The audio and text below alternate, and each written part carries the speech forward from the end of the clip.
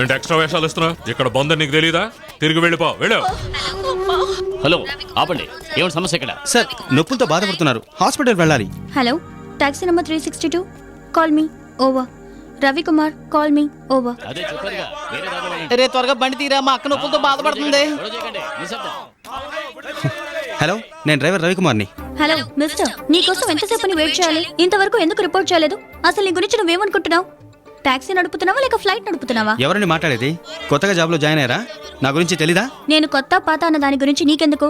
అడిగిన దానికి మాత్రం సమాధానం చెప్పు. 5 ఏళ్లుగా అక్కడ పనిచేస్తున్నానండి. ఎవరైనా నా గురించి అడగండి. నీ బయోడేటా నాకు అక్కర్లేదు, అడిగిన దానికి సమాధానం చెప్పు. ఇక్కడ ప్రాబ్లం అయిందండి. ఏంటా ప్రాబ్లం?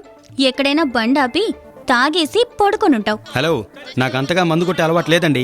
పక్కా తాగుబోతుని కాదు, పార్ట్ టైం తాగుబోతునని చెప్తున్నావా? సరే, ఒప్పుకుంటాను, మందు కొడతాను. కానీ డ్యూటీలో ఉన్నప్పుడు ఒక్క చుక్క కూడా నోట్లో వేసుకోనండి. నువ్వు చేసిన తప్పుకి నేను కంప్లైంట్ చేస్తే నిన్ను ఉద్యోగం నుంచి తీసేస్తారు. అది తెలుసా నీకు? ఎందుకంటే అంతగా భయపెడతారు? నేను చెప్పేది నిజమండి బాబు, నమ్మండి. ఒరే అల్లుడు, పోలీసులు క్లియర్ చేస్తారా, నువ్వు బండి తీరా. అంత భయపడేవాడివి ముందే మర్యాదగా సారీ చెప్పుండొచ్చు కదా. ఆడపిల్లవని మర్యాదగా మాట్లాడుతున్నాను. ఎక్కడైనా కంప్లైంట్ ఇచ్చుకో, ఓకేనా? నేను వచ్చి ఫేస్ చేసుకుంటాను.